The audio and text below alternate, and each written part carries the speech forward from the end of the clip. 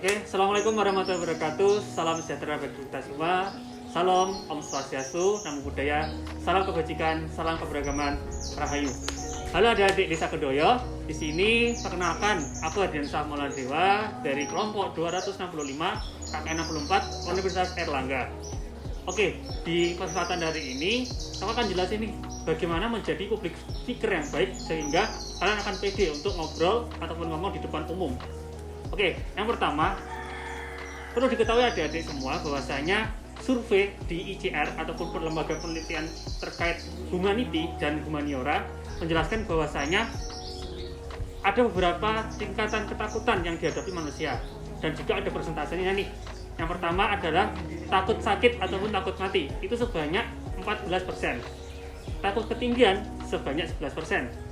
Takut akan kesendirian 7%, takut terbang 6%, takut berenang, orang yang bisa berenang itu sekitar 5%, takut akan hewan dan juga hewan liar sekitar 17%. Namun ini nih yang paling besar adalah takut berbicara di depan umum sebanyak 41%. Wow, cukup banyak juga kan ya adik-adik. Oke, adik-adik, dalam mempelajari public speaking ada 3 kunci utama untuk menjadi public speaker yang baik.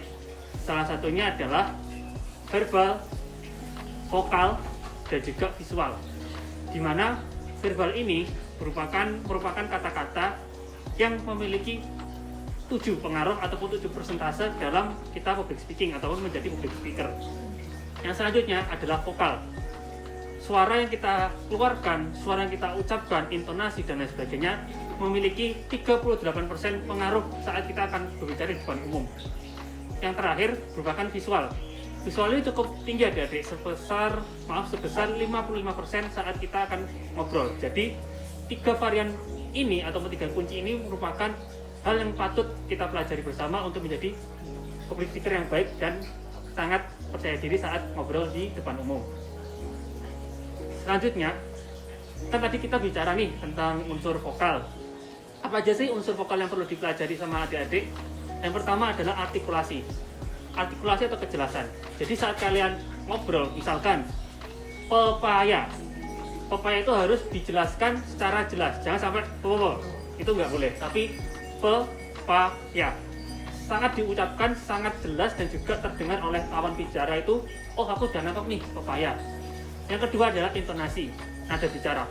Intonasi yang dimaksudkan di sini adalah tidak terlalu cepat, tidak terlalu lambat, pas. Jadi saat orang mendengarkan itu menangkap dan tidak maaf gimana maksudnya itu nggak terjadi, tapi yang terjadi adalah langsung menangkap apa yang diobrolkan oleh adik-adik. Nah, nanti kita praktek di public speaking.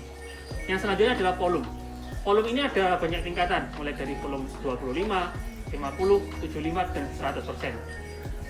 Maksudnya gimana sih mas tingkatan itu? Jadi tingkatan ini adalah saat kita ngomong. Saat kita ngomong di ruangan yang kecil dan tidak banyak orang, kita mungkin bisa di volume 25. Misalkan nih, Assalamualaikum warahmatullahi wabarakatuh, itu sudah terdengar oleh seluruh ruangan. Kalau kita di ruangan aula, di hall yang sangat besar, kita ngobrol Assalamualaikum warahmatullahi wabarakatuh. Jadi suara yang kita keluarkan itu sangat besar, sangat legas dan tegas kayak gitu. Yang selanjutnya adalah speed atau tempo, yaitu adalah kecepatan bicara. Jadi saat kita ngobrol ataupun bicara ataupun juga menjadi MC dalam suatu acara, kecepatan itu dihitungi. Misalkan gini, Assalamualaikum warahmatullahi wabarakatuh. Selamat pagi, salam sejahtera bagi kita semua. Ada ketukan yang mendasari saat kita akan ngobrol. Selanjutnya adalah pause ataupun jeda per kalimat. Jeda ini merupakan sebuah power yang sangat penting dalam public speaking. Nggak harus ngobrol panjang tapi lupa bernapas. Tapi adik-adik sekalian harus ngobrol, ngomong, dan juga berbicara ada jeda tersendiri. Misalkan nih, Bapak Ibu ataupun adik-adik tahu nggak apa sih pepaya itu? Apa sih perilaku hidup sehat itu? Dan apa kegunaannya? Akan berhenti, nggak langsung apa sih pepaya itu, apa sih BAB dan lain sebagainya. Itu sangat disalahkan dalam peraturan public speaking. Yang selanjutnya adalah arsekutansi atau stressing, penekanan kata. Misalkan nih, kalian mau menegaskan bahwa PHBS itu penting. Jadi penekanan dari PHBS merupakan hal yang terpenting. Jadi ada penekanan terpenting ataupun juga menekankan bahwasanya gaya bahasa itu merupakan hal yang penting dengan cara penekanan katanya itu. Yang terakhir adalah ritme atau perubahan nada suara. Jadi saat kalian akan menjelaskan hal yang sederhana, kalian bisa santai, rileks, tidak terlalu terbawa suasana ataupun lain sebagainya. Tapi saat kalian menjelaskan hal yang penting, apa itu kemerdekaan, apa itu demokrasi, kalian bisa. Demokrasi merupakan hal yang sangat penting untuk dilakukan oleh masyarakat. Itu ritme ataupun perubahan kata yang sangat digunakan saat kita menjadi public speaking di depan umum. Oke nih, tadi kan udah belajar nih tentang vokal. Selanjutnya kita akan belajar tentang unsur visual. Ada 5 kunci dalam unsur visual ini. Yang pertama adalah penampilan. Seperti apa ya, saat kita mau berdiri ataupun kita berhadapan dengan lawan bicara kita, penampilan itu sangat penting. Bagaimana kita berpakaian rapi, bagaimana kita terlihat tidak berantakan, seperti itu. Yang kedua adalah mobilitas. Apa sih mobilitas itu, Kak?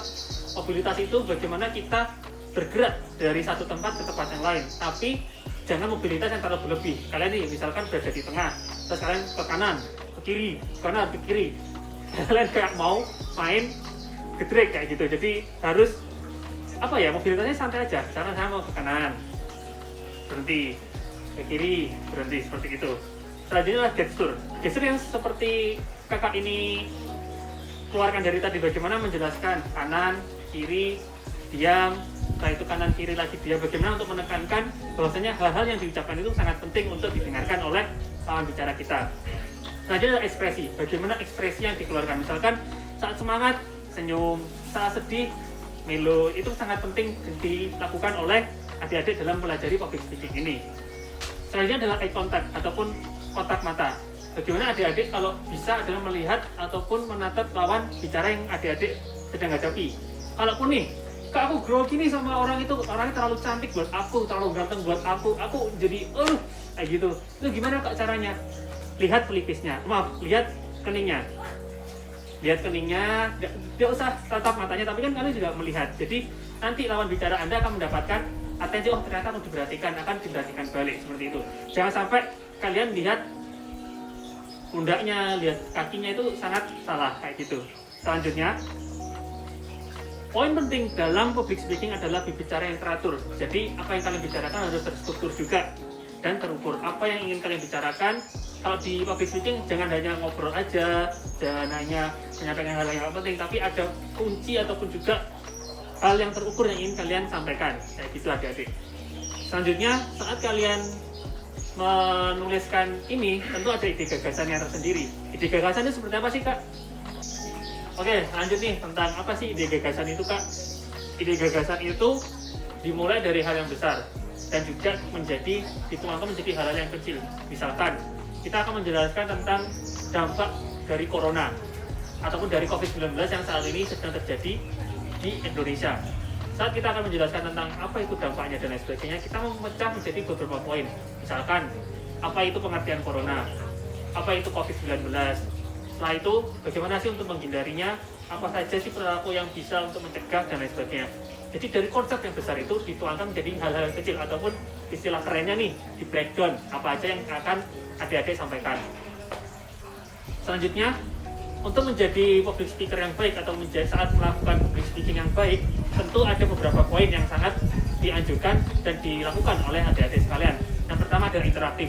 Diajak nih lawan bicaranya untuk ngobrol dan juga ditanyain, misalkan bagaimana Bapak Ibu udah paham dan lain sebagainya, itu bisa termasuk dalam sebuah interaktif. Dan yang kedua adalah care, perhatian terhadap audiens ataupun lawan bicara, antusias dan juga efektif. Jadi ngobrolnya itu singkat, padat, jelas, namun berisi. Seperti itu adik-adik. Selanjutnya ada 5 tips public speaking yang baik. Jadi kan tadi kita pelajari poin-poin kunci nih. Saat ini adalah tips public speaking yang baik. Yang pertama adalah bercerita. Saat kita bercerita itu kita seakan-akan ngobrol sama teman sebaya, sama kakak kita sendiri ataupun sama kerabat. Ngobrol santai, nggak terlalu kaku, namun poinnya itu tersampaikan. Selanjutnya adalah berbicara untuk memberi. Jadi adik-adik ini jangan ngobrol ataupun ngomong hanya untuk diri sendiri, tapi berikan manfaat untuk lawan bicara adik-adik. Selanjutnya adalah kuasai panggung. Kuasai panggung di sini adalah adik-adik menjadi point of view ataupun menjadi sebuah center yang menguasai jalannya acara public speaking ataupun adanya dalam suatu acara. Saat kalian ngobrol, ngomong, jangan lupa untuk berhenti sejenak, karena berhenti ataupun diam itu merupakan sebuah power atau kekuatan dalam public speaking ini. Selanjutnya adalah yang saya pernah jelaskan tadi adalah tatap mata penonton. Jangan sampai tatapan kalian berada di line ataupun berada di tembok, di buku dan sebagainya. Tataplah lawan bicara Anda sebaik mungkin dan ajalah interaksi. Yang terakhir adalah bersemangat. Saat kalian bersemangat, itu akan memberikan energi positif untuk lawan bicara Anda. Jadi dengan Anda bersemangat, adik-adik itu antusias dan spiritnya sangat kuat, tentu lawan yang bicara adik-adik akan juga antusias untuk mendengarkan apa yang dibicarakan oleh adik-adik sekalian. Dan yang terakhir adalah 3 kata kunci yang kata orang-orang itu merupakan 3 magic ataupun 3 words magic, yaitu adalah tolong, maaf, dan terima kasih. Jangan lupa mengucapkan 3 itu dalam setiap adik-adik akan maju ataupun mau ngobrol tentang apapun yang saat adik-adik berada di depan umum. Mungkin itu aja adik-adik tentang public speaking siang kali ini ataupun pagi hari ini. Terima kasih. Wassalamualaikum warahmatullahi wabarakatuh. See you.